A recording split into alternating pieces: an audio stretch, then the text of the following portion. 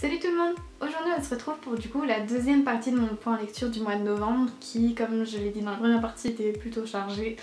Et du coup je n'ai pas eu d'autre choix que de speeder un peu dans mes présentations et de vous diviser la vidéo en deux comme je l'ai fait pour le mois d'octobre. Sur ce, commençons la vidéo!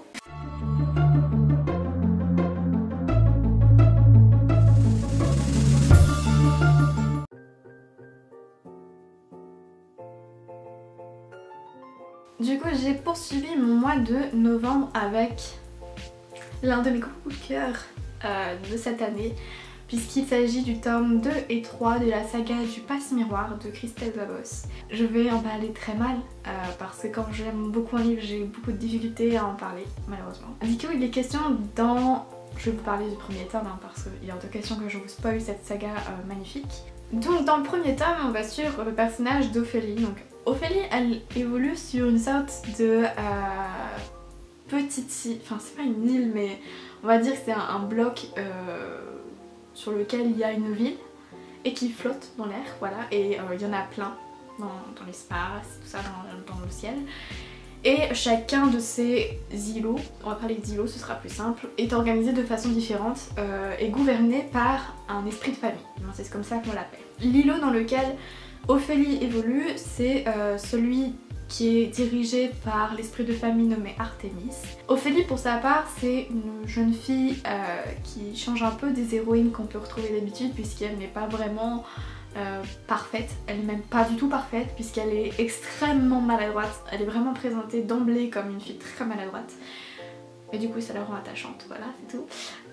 Mais elle est très maladroite et par conséquent elle fait plein de bourdes et tout ça, mais elle a un pouvoir qui est très particulier et qui attire l'attention sur elle puisque elle peut lire l'histoire des objets qu'elle tient entre ses mains ainsi que traverser des miroirs, donc un peu à la manière de téléporteur. Et un beau jour elle est convoquée par l'esprit de famille et je crois par on va dire un peu les conseillers de cet esprit de famille qui ont décidé de la marier à un homme issu d'un autre îlot, voilà, qui s'appelle Thorn. C'est une situation un peu unique, donc notre jeune Ophélie va être obligée de quitter son îlot pour découvrir cette nouvelle société, une organisation complètement différente, découvrir son futur fiancé qui lui est totalement opposé, qui est très froid, distant, qu'elle ne comprend pas tout de suite et qu'elle essaye vraiment de comprendre progressivement. Et tous les deux ont chacun un objectif différent et il y a vraiment plein de mystères, de secrets, de mensonges que Ophélie va découvrir au fur et à mesure de son parcours.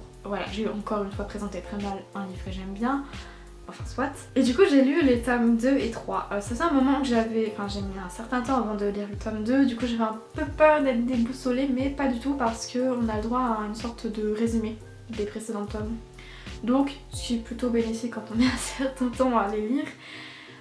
C'était agréable de lire ce résumé même s'il n'est pas très précis, donc je pense quand même qu'une relecture aurait dû s'imposer, mais en soi je suis arrivée à suivre. L'histoire est toujours aussi intéressante, les personnages aussi sont toujours aussi attachants, on découvre des nouvelles facettes de ceux-ci.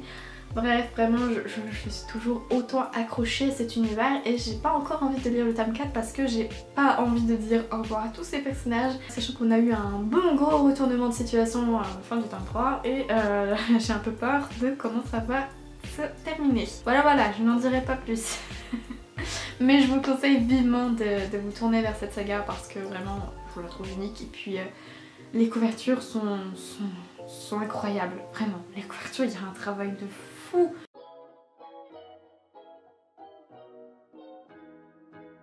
Ensuite, dans mon mois de novembre, j'ai lu un nouveau livre que j'ai préféré arrêter.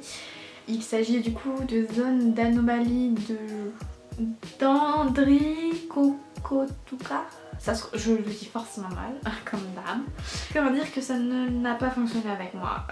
Genre pas du tout. J'ai lu les premières pages, je crois vraiment que je suis même pas arrivée à 100 pages tellement je trouvais que c'était long à se mettre en place. Dans cette histoire on va suivre un personnage qui est un journaliste pour un magazine en Russie, à proximité de Tchernobyl. Et il est là, entre guillemets, ses articles sont essentiellement basés sur des reportages pas très sérieux sur des personnalités un peu bizarres de la Russie. Vraiment c'est juste du sensationnel quoi, enfin c'est pas de grandes enquêtes qu'il mène. Et puis un beau jour il rencontre une femme qui lui dit qu'elle entend des messages bizarres dans son téléphone, qu'elle a l'impression qu'on lui parle depuis l'espace, que c'est son mari, bref.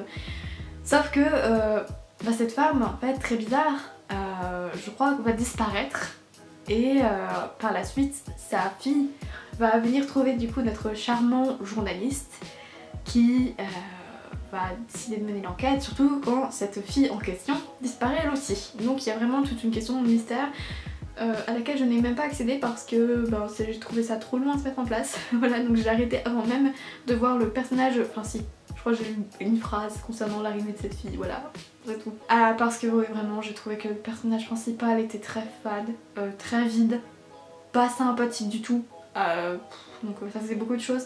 C'est compliqué de rentrer dans l'histoire. Ensuite l'histoire elle avance pas vraiment, c'est très long à se mettre en place. Et puis le mystère je le voyais pas venir. On parlait juste d'une femme qui était un peu bizarre et j'étais en mode ouais. Et encore. Il y a quand même une partie historique qui était bien. J'avoue que ça m'a fait un peu hésiter à continuer ou pas, mais comme il y avait tous ces autres éléments qui me plombaient un peu ma lecture, j'ai décidé d'arrêter. Parce que comme je me tue à le répéter sur cette chaîne, pour moi la lecture c'est un moment de plaisir, de réflexion, mais vraiment pas un moment où ça te met mal à l'aise, ou genre t'es pas bien, ou t'as vraiment pas envie de lire quoi. Ça doit être quelque chose de passionné, donc là vraiment je... Mais après si vous êtes vraiment intéressé par tout ce qui touche Tchernobyl, l'enquête policière, des disparitions autour de la centrale, et vas-y, fonce.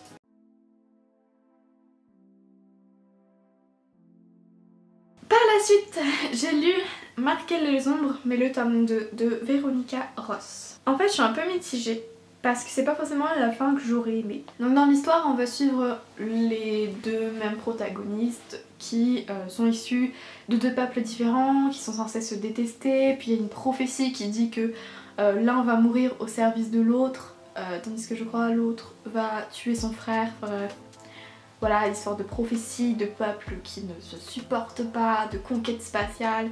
Je vous raconte certainement très mal l'histoire, mais voilà. C'est une duologie, donc ce qui m'a aussi un peu attirée parce que du coup ça veut dire une série très courte. Et sachant que je mets beaucoup de temps à lire une série de livres, voilà, c'était attrayant. Les personnages sont attachants, même dans le tome 2 on suit une évolution. Après il y a certains personnages que je n'ai pas du tout supportés. Je pense notamment à la sœur du personnage masculin. Je n'ai pas du tout apprécié, je la trouvais très vide. Après, qu'est-ce qui m'avait déplu? Il y a certains personnages que je supportais pas parce que tout simplement ils n'étaient pas très logiques, enfin bref voilà. Mais en soi, de manière générale, l'histoire se tient toujours. Si vous avez lu le tome 1, il y a des chances que vous ayez lu le tome 2 parce que vraiment ça reste logique. Le personnage principal féminin, il est toujours un peu attachant, le personnage masculin parfois ne réfléchit pas, il a pas de cerveau je dirais des fois, mais sinon ça va. De manière générale c'est quand même une plutôt bonne série. Il y a quelques couacs mais ça va de manière générale en vrai. Ça aurait pu être pire et du coup je suis quand même contente de la manière dont la série s'est déroulée. Donc comme je le disais, si vous avez lu le premier tome, je ne peux que vous conseiller de lire la suite parce que de manière générale c'était plutôt satisfaisant.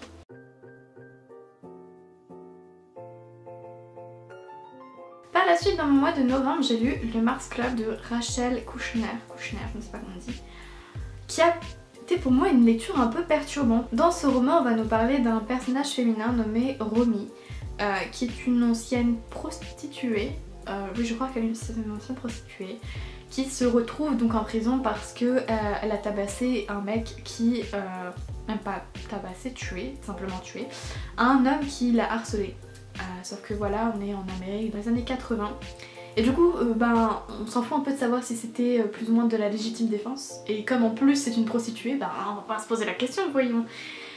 Donc direction la prison où elle est amenée à rencontrer pas mal d'autres femmes et tout ça, et puis Romy elle a un fils, elle est très attachée à lui, et ce fils se trouve avec sa mère, sauf qu'un beau jour elle apprend que sa mère est décédée, son fils est confié à l'État et du coup Romy accepte mal cette situation puisque son enfermement depuis la prison elle ne peut rien faire pour empêcher cela. Son avocat est un incompétent total qui en a rien à faire de son histoire parce que lui il part en retraite. Donc vraiment c'est une situation très tendue qui met le lecteur vraiment pas mal à l'aise, mais t'es pas bien.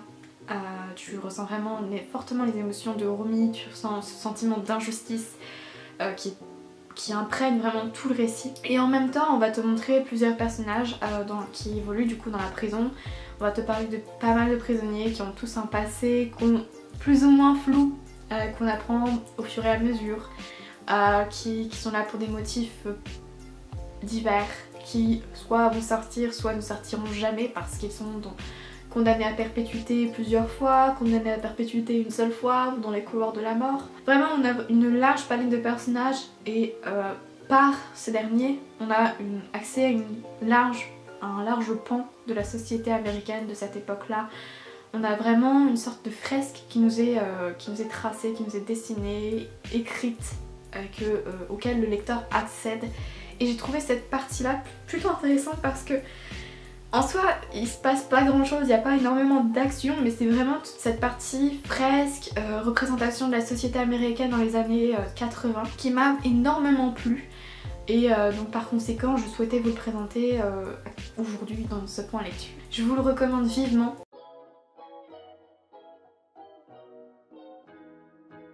Ensuite, j'ai lu La Métamorphose de Kafka. Ça a été une lecture, je dirais un peu obligée quand on se destine dans un milieu littéraire un peu incontournable. Après, c'est pas l'un de mes classiques préférés, c'est un peu bizarre, mais je comprends qu'il y a pareil que Jane Austen, il y a vraiment plus que ce que le texte me laisse comprendre, il y a vraiment une intention derrière. C'est un texte que j'ai envie d'étudier davantage, donc peut-être que je ferai un focus dessus, comme pour Jane Austen. Vraiment, je pense que je ferai plein de focus sur des classiques si j'avais plus de temps, mais actuellement c'est mort. Donc dans ce roman très court, il est vraiment hyper court, je crois qu'il fait même pas 100 pages, mais on va suivre un personnage masculin qui qui un beau jour se réveille et qui se retrouve être un insecte. Sa famille essaie de le cacher tant bien que mal dans la maison, mais comme il ramenait l'argent à ses proches, cette famille tombe dans des difficultés de plus en plus grandes niveau financier, et en même temps ils essaient de cacher ce fils qui est devenu un insecte avec qui il n'arrive plus à communiquer. Donc voilà, c'est, on va dire, une intrigue un peu originale en soi, mais il y a quelque chose en plus, c'est plus profond que ce qu'on pourrait croire, et donc rien que pour ça je vous invite à vous pencher sur ce roman et à le découvrir.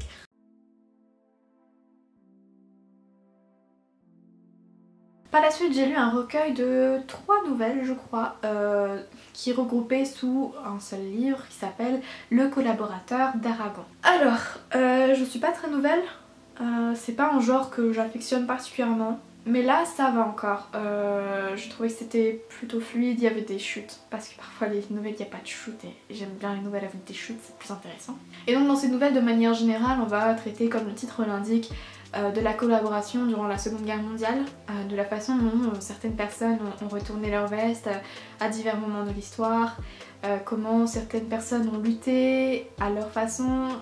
Voilà, donc on a, on va dire, plusieurs facettes de la collaboration qui sont livrées, plusieurs facettes de la résistance, et je n'ai pas grand chose d'autre à dire dessus. La plume est accessible, elle est simple, fluide, l'histoire est parfois belle, parfois dure, enfin voilà. Il y a des moments quand même, je pense à une nouvelle en particulier qui est particulièrement dure, la chute elle est... Tu la vois venir mais t'as pas envie de la voir venir en fait, voilà. Mais de manière générale, je vous invite fortement à vous pencher sur ce recueil parce que pour moi il mérite une attention particulière.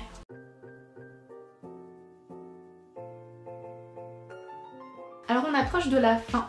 Et ça tombe bien parce que je commence à plus avoir beaucoup de batterie. Donc par la suite, dans ce mois de novembre, j'ai lu Réparer les vivants de Maïs de Kérangal, je ne sais pas comment on dit, désolée. Alors ce livre, c'est un peu un livre dont tout le monde entend parler, il y a eu un film, je crois une adaptation au cinéma. Et lors d'un cours, lors d'un exposé, j'ai parlé avec ma professeure de littérature et elle m'a évoqué ce roman. Du coup j'étais curieuse et comme je l'avais dans ma pile à lire, je me suis dit pourquoi pas le lire ce mois-ci. Le sujet, c'est la transplantation des organes. C'est l'histoire d'un garçon qui s'appelle Simon, qui est passionné de surf, qui un matin organise avec ses potes une sortie go direction la plage pour aller surfer un bon coup.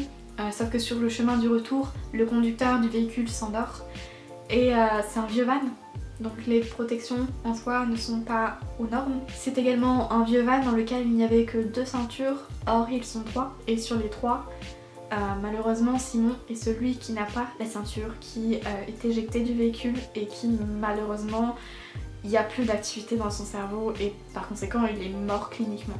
La question majoritaire du livre c'est la transplantation des organes. Que faire de ces organes qui sont encore viables, qui peuvent être transplantés dans d'autres corps qui eux sont en train malheureusement de succomber, et l'acceptation de la peur de la famille, puisque vraiment dans tout le livre on va te faire comprendre qu'il y a une sacralisation importante de certains organes, de la possibilité de donner vie autrement, enfin, de comment définir la vie tout simplement. Et il y a tellement de thématiques comme ça qui sont très importantes, très bien menées, je trouve. Il y a des très belles métaphores, c'est amené en douceur à travers les personnages des parents qui progressivement réfléchissent à cette question là de quoi faire des organes de Simon, est-ce qu'ils vont accepter ou pas de les donner. Et on a aussi le point de vue des personnes qui ont besoin de ces transplantations, qui en dépendent, dont la vie dépend tout simplement de celle-ci. Bref, on a vraiment une large palette de personnages qui permet d'aborder plein de points de vue sur la question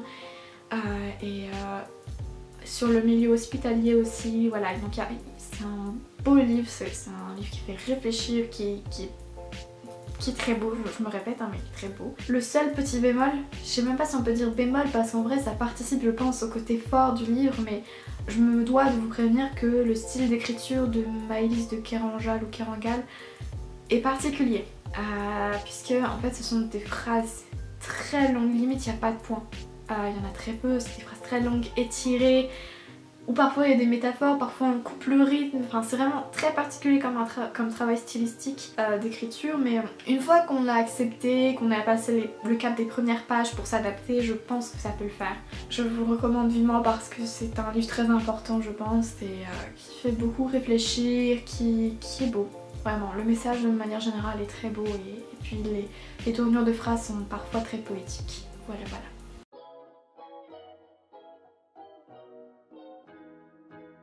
Et enfin, j'ai terminé récemment ce mois de novembre avec une lecture que je devais faire depuis longtemps aussi, puisqu'il s'agit du premier tome de Hunger Games de Suzanne Collins. Alors oui, je l'avais toujours pas lu, j'aime regarder les films, et c'est rare que je commence par voir le film avant de lire le livre, mais j'étais encore je crois trop petite. J'avais 11 ans, donc autant dire qu'actuellement à 11 ans j'étais peut-être pas forcément prête à lire le livre. C'est pas vraiment le genre vers lequel je me serais dirigée vers cet âge-là, je le sais. Donc, de mon point de vue, j'ai vu d'abord le film et après j'ai lu le livre. Et je trouve que les deux se complètent vraiment très bien. Donc, il est question de Katniss Everdeen qui évolue dans un monde, dans un Panem qui est décomposé en plusieurs districts. Il y a le Capitole, donc un peu la base centrale, la capitale tout simplement de ce Panem, qui est l'Amérique mais du futur, puisque cette Amérique a succombé à plein de désastres climatiques, voilà, donc un peu le côté dystopie. Et Katniss elle vit dans le 12e district. Le 12e district c'est celui où il y a des mines de charbon et où majoritairement l'occupation principale des habitants c'est la mine. Voilà, elle a perdu son père, donc elle est avec sa mère et sa sœur et elle essaye de faire survivre cette famille en chassant, donc elle fait du braconnage alors qu'elle n'a pas droit et que c'est puni de mort, mais elle arrive quand même à s'en sortir parce que ça profite quand même aux dirigeants de la bonne viande. Voilà, donc chacun trouve son compte, mais un beau jour arrive le jour de la moisson, qui est une cérémonie durant laquelle on va choisir, on va piocher dans un tas des noms pour choisir 2 tribus. Et en fait ces tribus sont envoyés au sein d'une arène où ils vont devoir affronter les autres tribus des autres districts. Du coup en soi ils sont 12 districts à s'affronter au cœur d'une arène. Le dernier vivant est le grand gagnant et voilà, tout simplement c'est un peu jeu du survivant. Personnellement j'ai beaucoup apprécié parce que dans le livre on a davantage accès aux pensées de Katniss, elle apparaît beaucoup moins froide que dans le film. On comprend mieux ses actions, on comprend mieux son passé, et notamment la question du père qui n'était pas du tout présente dans le film, on n'en parlait pas du tout. La question de Peeta, les sentiments que Katniss éprouve envers Peeta sont montrés comme davantage mitigés en fait, elle est complètement paumée. On sent qu'elle est attachée mais en même temps qu'elle veut survivre et qu'elle sait pas trop comment faire avec ces sentiments là. Bref, je trouve que par rapport au film ça apporte quelque chose de plus, hein. Je pense que c'est dans l'autre sens normalement, mais enfin bref, vous m'avez comprise. Donc pour moi ça a été un gros coup de cœur, pas le gros coup de cœur de l'année, mais ça l'a fait et je compte enchaîner les prochains tomes prochainement.